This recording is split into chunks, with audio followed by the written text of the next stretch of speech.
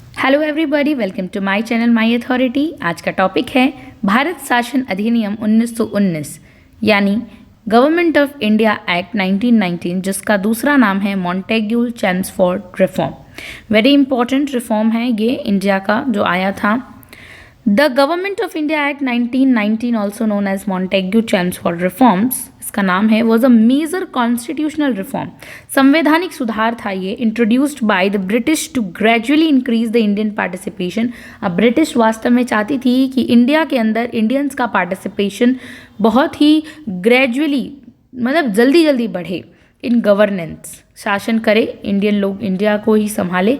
It aimed to decentralized power, अब वो चाहती थी कि पावर्स को डिसेंट्रलाइज कर दिया जाए, लोकल अथॉरिटीज़ को इंट्रोड्यूस, रिस्पॉन्सिबल गवर्नमेंट और एक जवाबदेह शासन की एट प्रोविंशियल लेवल, प्रांतों के स्तर पर स्थापना हो, and prepare Indian for self rule, और इंडिया को सेल्फ रूल के लिए, स्वशासन के लिए तैयार किया जाए। However the reforms were still restrictive, लेकिन फिर भी हम देखते हैं कि वो अपनी अथॉरिटी बना के रखना चाहते थे, इसीलिए रिफॉर्म्स रिस्ट्रिक्टिव थे। And did not grant full autonomy to Indians, Indians को फुल ऑटोनॉमी देने से वो पीछे हटते थे, हर बार रिफॉर्म्स लाते थे लेकिन फुल ऑटोनॉमी नहीं देना चाहते थे।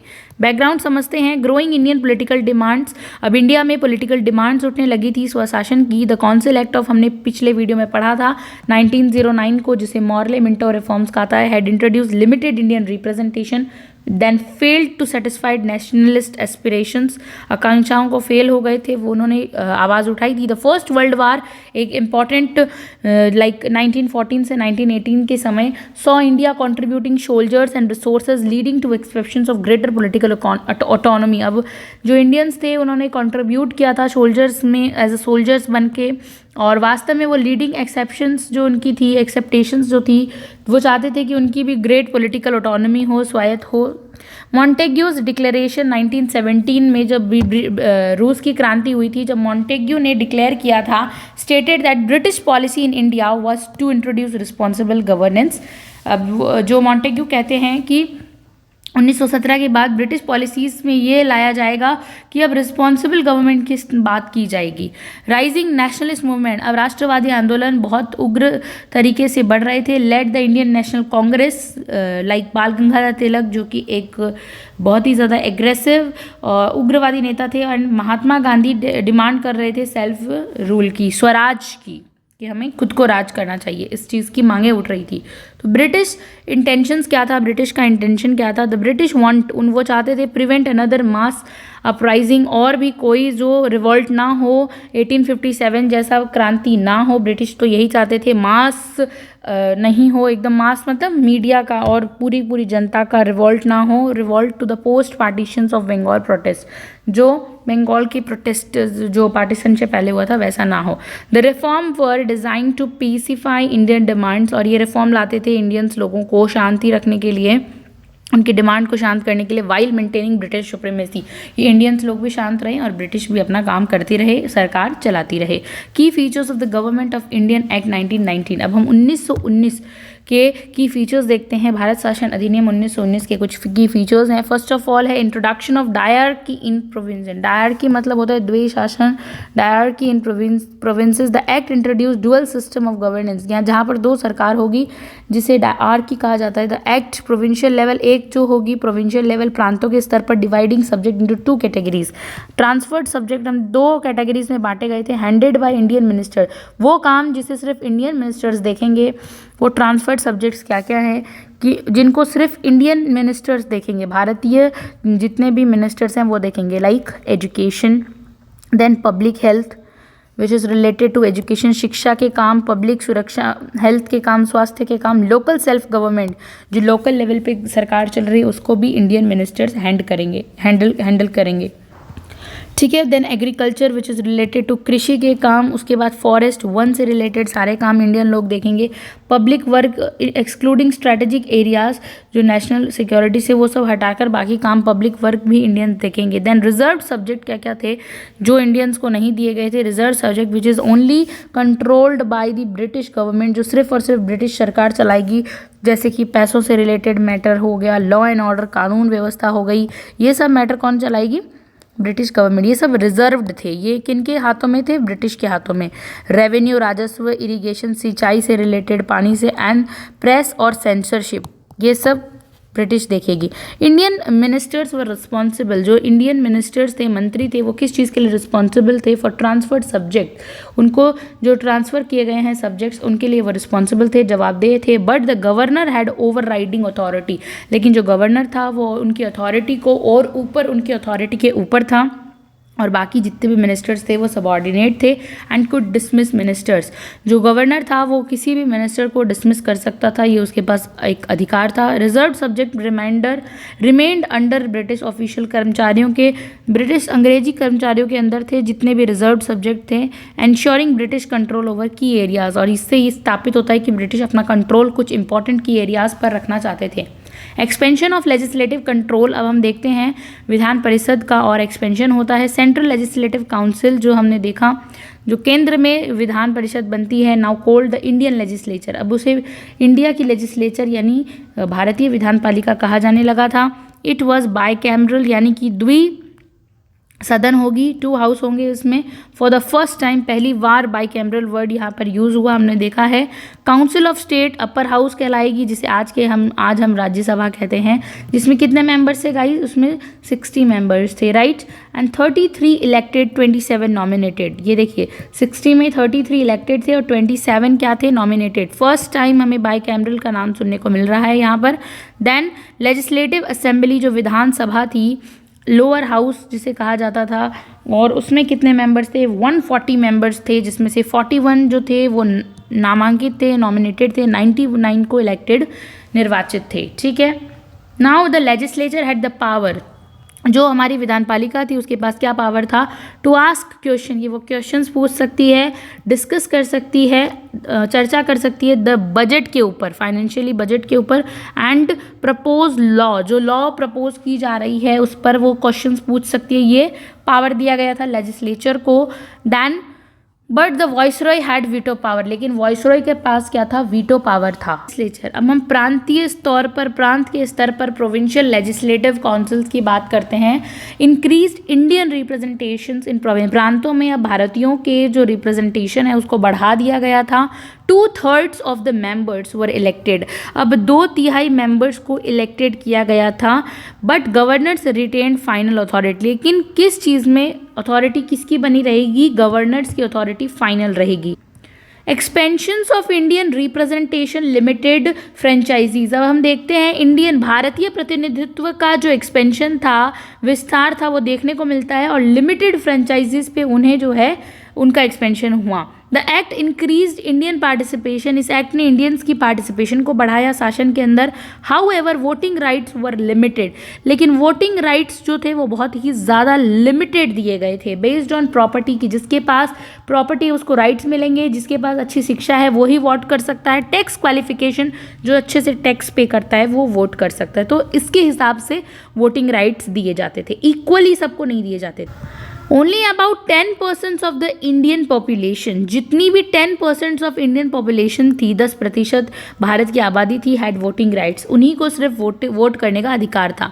Now creation of public service commission, PCS यानी पब्लिक सर्विस कमीशन का क्रिएशन हुआ फॉर द फर्स्ट टाइम। हम देखते हैं the first public service commission कौन सी थी? वो एस्टैब्लिश इन 1926 में पहली बार स्थापित हुई थी।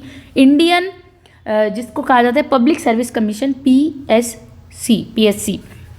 इसका एम था इट रिक्रूट करना, इंडियंस को भर्ती देना फॉर गवर्नमेंट जॉब्स, बट की positions remain under British control, लेकिन वो जो पोजीशंस थी वो सब ब्रिटिश के अंडर ही रहेगी। Divisions of central provincial subjects, अब हम देखते हैं डिवीज़न होता है सेंट्रल और प्रोविंशियल सब्जेक्ट्स का, right. The act divided power between centre के बीच में, प्रोविंसेस के बीच में पावर का डिवाइडेशन होना, reducing centralise control.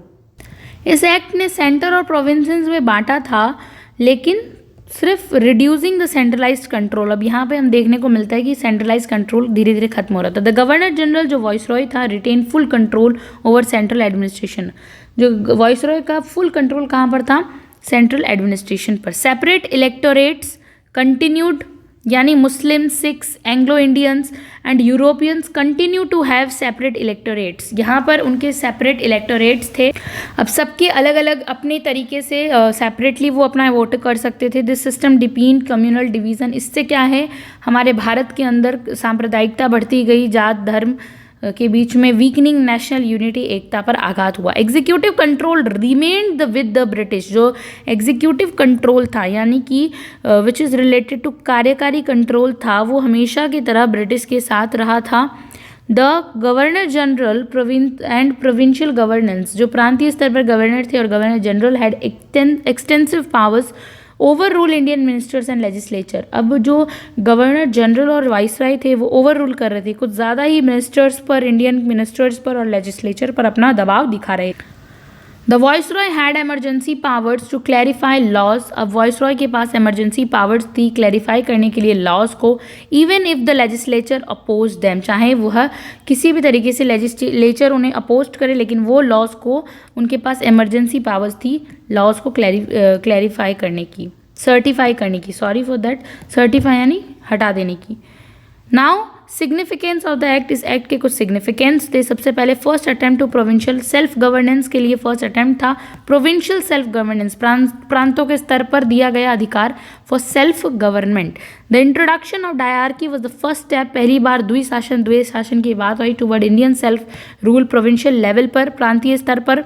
Increased Indian representation, जिससे भारतीयों का रिप्रेजेंटेशन बढ़ता है। More Indians have elected to legislative councils giving them limited political experiences. बहुत सारे भारतीयों को ये अधिकार दिए गए, लेजिस्लेटिव काउंसिल्स के तहत उन्हें अधिकार दिए गए, लिमिटेड पॉलिटिकल एक्सपीरियंस हुआ। और हम एक सीरीज़ देखते आ रहे हैं कि कभी भी ब्रिटिशर्स ने इंडिपेंडेंटली इंडिया के जितने भी इंडियन रिप्रेजेंटेटिव, प्रतिनिधित्व करने वाले भारतीय लोगों का जो मिनिस्टर्स थे, उन्हें एकदम इंडिपेंडेंट राइट नहीं दिया, ठीक है। टुकड़ों में वो राइट देते थे कि हाँ आपको ये राइट है, फुल फ्रीडम कभी भी नहीं दी। क्यों? इसका सिर्फ एक लक्ष्य था, अपनी सुप्रीमेसी को वो बनाए रखना चाहते थे, अपने आप को टॉप अथॉरिटी पे वो रखना चाहते थे। वो चाहते थे इंडियंस हमारे अंडर ही रहे, right. Established public service commissions की स्थापना की गई। Then Indianization of services began, अब भारतीयकरण शुरू हो गया सर्विसेज में, although at a slow pace, हम देखते हैं। Paved the way for future reforms, और बाद में और रिफॉर्म आते हैं जब हम 1935 का अधिनियम पढ़ेंगे गवर्नमेंट का। An important step towards constitutional development देखने को मिलता है बाद में संवैधानिक तौर पर। ड्रॉबैक्स देखते हैं, criticism, dyarchy was a failure था। Dyarchy, Indian minister had no real power, Indian ministers के पास कोई रियल पावर नहीं थी, इसलिए फेल हो गया। एज गवर्नर कंट्रोल, खाली नाम के लिए डायरकी था, कंट्रोल तो कौन कर रहा था? गवर्नर्स ही कर रहे थे, चाहे लॉ हो, पुलिस हो, फाइनेंस हो, किसी भी चीज़ को। British officials often ignored Indian ministers. अब इंडियन मिनिस्टर्स जो डिसीजंस देते थे, उन्हें जो ब्रिटिश ऑफिशियल्स थे, कर्मचारी थे, वो किसी भी तरीके से नकार देते थे, इग्नोर करते थे, नेग्लेक्ट करते थे। लिमिटेड फ्रेंचाइजीज थी, वोटिंग राइट्स नहीं था, सिर्फ 10% लोगों को ही राइट था मेजॉरिटी के हिसाब से। डिसफ्रेंचाइज्ड हो गया था। This system favoured elite group, अभिजात वर्ग लोगों को ही, जो अच्छा पैसा है जिनके पास, उन्हीं को वोटिंग राइट्स था, एजुकेशन है। वेल्दी इंडियंस को, पैसे वाले लोगों को, नॉट द मासेस, किसी बाकी की जनता को नहीं था। रिटेंशंस ऑफ ब्रिटिश कंट्रोल, अब ब्रिटिश कंट्रोल का रिटेंशन बना रहा था। The governor general and governor secretary of the state सचिव रिटेन सुप्रीम अथॉरिटी, यही थे सुप्रीम अथॉरिटी। हर एक्ट में हम देख पा रहे हैं इन्हीं को सुप्रीम अथॉरिटी के तौर पर। British officials could override any decisions made by Indian ministers, और वो ब्रिटिश ऑफिशियल्स खत्म कर देते थे किसी भी इंडियन मिनिस्टर के डिसीजंस को। स्ट्रेंथेंड कम्युनल डिवीजन्स, इससे कम्युनल डिवीजन, सांप्रदायिकतावाद के मुद्दे बढ़ते हैं। सेपरेट इलेक्टोरेट होने के कारण मुस्लिम, सिख, अदर माइनॉरिटीज़ डिपेंड हो जाती है कम्युनलिज्म पर, सांप्रदायिकता पर। फिर it weekend Hindu Muslim unity, Bharat में हिंदू मुस्लिम यूनिटी, एकता को खत्म किया। इवेंचुअली लीडिंग पार्टीशन इन 1947 के पार्टीशन का कारण था। Central government remained autocratic, central में कौन था? ब्रिटिश थे, वो हमेशा ऑटोक्रेटिक अपनी एक सत्ता बना के रखते थे। The central level 3 was, there was no dyarchy, कोई डायरेक्ट दो शासन नहीं था, द्विशासन नहीं था। Controlled executive remained all powerful, सिर्फ जो वहाँ की कार्यकारी सत्ता जो थी वही पावरफुल थी। India had no control over key areas like military, foreign affairs and finance, कोई सत्ता नहीं थी। रिएक्शंस ऑफ द एक्ट हम देखते हैं। Indian National Congress INC rejected the reforms as inadequate and a trick to delay full self rule. उन्हें reject किया गया, reject the reforms as inadequate and a trick to delay full self rule, यानी जितने भी reforms थे उन्हें reject कर दिया गया और एक ट्रिक थी ताकि सेल्फ रूल आ सके। राइट, डिमांड फॉर कंप्लीट सब, अब जो इंडिया के लोग थे वो डिमांड करने लगे थे कि हमें स्वराज चाहिए इंस्टेड ऑफ पार्शियल रिफॉर्म्स। हमें इस तरह के सुधार आप लेकर आते हैं हर साल इस तरह से, लेकिन हमें ये नहीं चाहिए, सब तो पार्शियलिटी है, मतलब इसमें तो भेदभाव होता है, ये रिफॉर्म के नाम पर भेदभाव हमें नहीं चाहिए, हमें तो भैया हमारा स्वराज चाहिए। अब इंडिया के लोगों में ये आवाज़ उठाई थी, डिमांड की थी, ठीक है। देन मॉडरेट को देखते हैं, एक्सट्रीमिस्ट्स को देखते हैं, जो उदारवादी थे और एक्सट्रीम उग्रवादी कौन कौन थे। मॉडरेट्स तो Gopal Krishna Gokhale, so it's a step forward, हमने देखा बहुत ही उदारवादी थे, लिबरल थे। एक्सट्रीमिस्ट माने बाल गंगाधर तिलक, जो कि उग्र होकर, एग्रेसिव होकर स्वराज की डिमांड करते थे, ऐसे लोगों को एक्सट्रीमिस्ट कहते हैं। एक्सट्रीमिस्ट हैं oppose it demanding full independence, वो चाहते थे कि हमें फुल इंडिपेंडेंस चाहिए और एकदम जल्दी चाहिए। महात्मा गांधी रिस्पॉन्स क्या था, महात्मा गांधी का देखने को मिलता है initially not focused on the act, ये एक्ट पे फोकस नहीं करते थे, but soon began mobilizing people for self rule, लेकिन बाद में महात्मा गांधी सेल्फ रूल की ओर आगे बढ़े। लॉन्च नॉन कॉपरेशन मूवमेंट, असहयोग आंदोलन की शुरुआत की 1920 में अगेंस्ट ब्रिटिश रूल, ब्रिटिश के खिलाफ, अंग्रेजों के। कंक्लूजन देखने को मिलता है the government act 1919 was a major reforms British India's governments देखने को मिलता है। डायरकी इंपॉर्टेंट है इसमें, प्रोविंशियल लेवल पे डायरकी देखने को मिलती है। एक्सपेंडिंग द इंडियन रिप्रेजेंटेशन, इन भारतीय लोगों के प्रतिनिधित्व को बढ़ाता है। However it failed grant powers to Indians, लेकिन फुल कंट्रोल नहीं रहता। इंपॉर्टेंट कॉन्स्टिट्यूशनल स्टेप देखने को मिलते हैं, डायर की फेल्ड हो जाती है। लैक ऑफ रियल अथॉरिटी रहती है, इंडियन मिनिस्टर्स की अथॉरिटी रियल नहीं रहती है। Act did not satisfy Indian aspirations, लोगों की महत्वाकांक्षाओं को सेटिस्फाई नहीं कर पाता है। मास प्रोटेस्ट होते हैं, मूवमेंट्स फॉर कंप्लीट इंडिपेंडेंस की बात होती है। Pave the way for Government of India Act 1935 was provincial autonomy. इसके बाद हम पढ़ेंगे 1935 का act. Thank you so much for watching this video.